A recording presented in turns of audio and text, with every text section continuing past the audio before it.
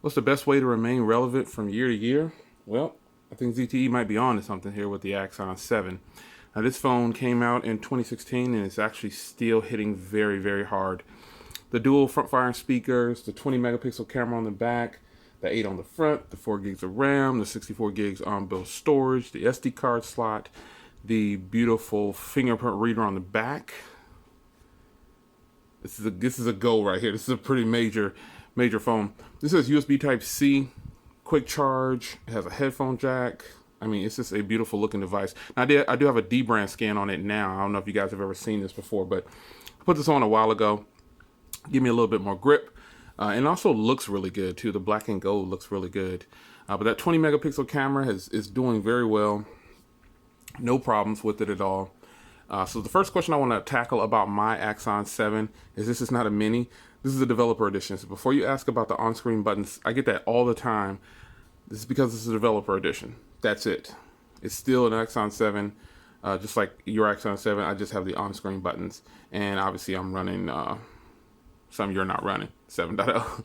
But so the 5.5 inch Quad HD display is gorgeous to say the least. This phone has just been an amazing phone to own from ZTE. Now I do have other ZTE phones that I've done. I did a revisited video for this phone right here. Check it out. It is live right now. Getting a lot of love on there. This phone right here is more than enough phone. It's a good size.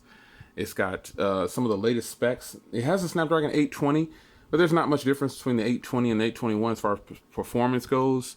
So I don't think you should be worried about that. I think this is still a phone to purchase in 2017. Now, at the recording of this video, this is my revisited for 2017, so we're in January right now. But I've had this phone since launch, and it's just been truly amazing. The screen, the speakers, the build quality is solid. Now, again, I put a D-brand skin on here just for a little bit of grip, because I don't wear cases on a regular basis, except for when I leave the house. So around the house, you know, this phone, it's all metal design, so it can be a little slippery at times. So with the D-brand skin on here, it's doing pretty good. So the fingerprint reader on the back there is still a pretty fast fingerprint reader. While it's not the fastest, it's still fast. But why do you have to have the fastest? How about the fact that we have one on the rear, that's my thing. I like rear-mounted fingerprint readers. And it's so strange because at first I didn't like rear-mounted fingerprint readers. I was so used to having it on the bottom, but I appreciate the backfiring, the back fingerprint reader on the back because I get these beautiful stereo speakers here. This phone, I've labeled it the king of speakers for 2016, and we're now into 2017, and I still say this is probably one of the best set of sounding speakers on a phone to date. Now, I've got plenty of phones with dual front-firing speakers, and I've already tested it against the Mate 9. I'm actually recording this with the Mate 9, so let me know what you think about the audio and the video quality. But overall, though, this is still a great package. The cameras are greatly improved with the update. So before you ask, when is the update coming? Just wait for it. Wait for the OTA. There are betas out there that people are loading to their phones. I personally would tell you to wait for the OTA to get the official ROM, and so all the bugs are out. So this is actually still a great package, and I think for the price, you just can't beat it. Like, there's a lot of phones out there, and ZTE did it right. They made a mini version of this. They made one with a 5.2 inch display for people that want a little bit more compact size. But this phone itself, even though it has a 5.5 inch display, I have big hands, so it's still not going to be really big to me. But overall, this package is fantastic. I think this is probably one of the best smartphone purchases that a person could make in 2016 and going into 2017. Now, how can a company top this? I think if ZTE were to put this on carriers, a lot of other phones would get put away. Like right now, the phone is sold directly through third parties and directly through ZTE. But if they were to put this on a carrier, they could probably sell it for $450 or $500. You know what I'm saying? But because they have the financing options, I don't know that they would do that. I don't think they'll do that. But I would definitely drop this on a carrier for $400. Let the people pay monthly for it if that's what they want to do, or just sell it however you're going to sell it for them. But if this were to get some carrier love, because it's unlocked right now and it works on all GSM carriers, and works on Verizon too. But I just think that it would do even better than what it's doing right now. Like, this phone is one of the best smartphones that I have in the catalog. Now, the camera wasn't the strong suit of the rear camera, I should say. The front camera is actually fantastic, and it's even better with the updates. But now the rear camera is on par. So the cameras on here are greatly improved. Some people complained about the cameras. Even I said they weren't top notch. But now they're doing fantastic. I shot one of my latest videos with this phone, with the front camera on this phone right here. And I was talking about the HTC Ultra. So if you haven't seen that video, I'll try to remember to put a link down in the description, or just search my channel and you'll find it. It's definitely there. But the cameras on here are greatly improved. I mean, the cameras are solid on here now. You shouldn't have any problems. The speaker with the Dolby Atmos sound, obviously, you know, I said these speakers are some of the best sounding speakers on the market. That's not just a sales pitch. They're actually really that good. So you won't find a better clarity or bass, pitch, highs, mids, lows.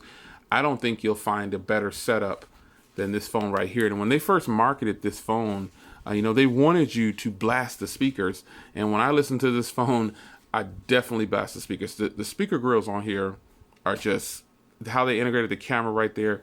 Just how they did this phone. It just looks amazing. Looks good.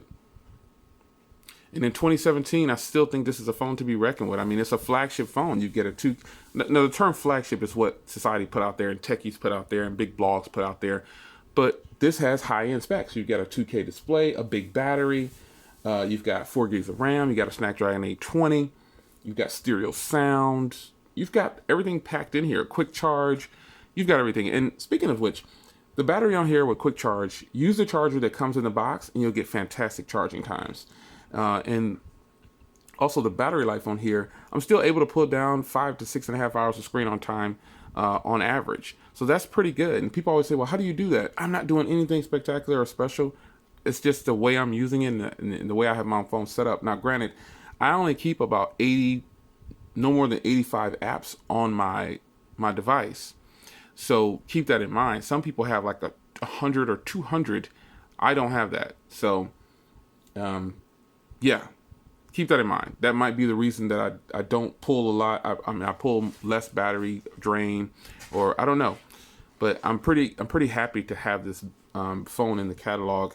It is just a gorgeous phone. It's good to look at. It sounds good. And I would still recommend it going into 2017 over a bunch of other phones that are hitting the market. Somebody asked me on a side note, hey, if you had to choose between the Axon 7 and the Mate 9, what would you choose? And I didn't answer them at the time because I think I just kind of forgot and left over the question. But that's a tough one. But the Axon 7 is the smarter buy.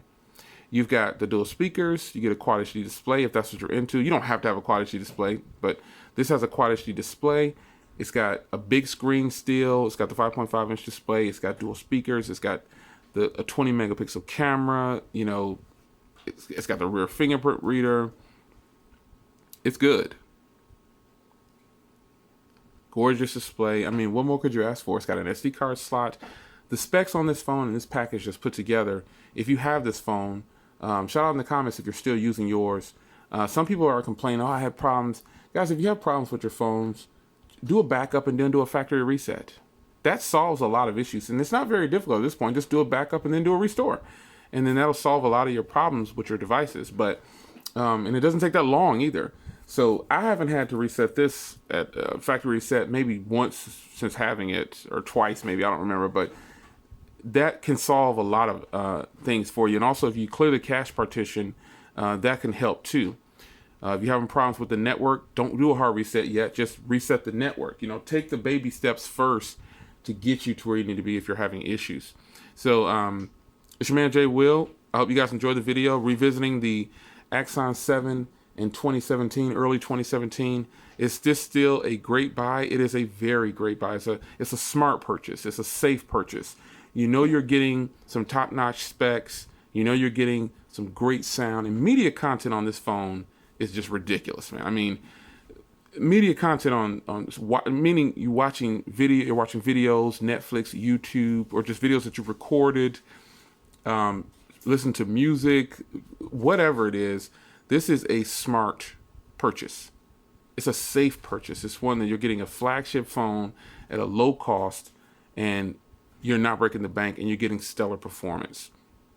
Now I am running the Pixel launcher on here because you guys know that's my favorite launcher. It's the freedom of Android, but they do have a stock launcher that pretty much comes with the phone. So if you don't want to use the Mi Favor, put the stock launcher on there, and it's just as good, if not the same. It's really solid. So with that being said, yeah, the one question that people ask me, do I recommend this over the OnePlus 3 or the OnePlus 3T? Yes, I do. It's your man Jay Will. I'll see you in the next video. Take care.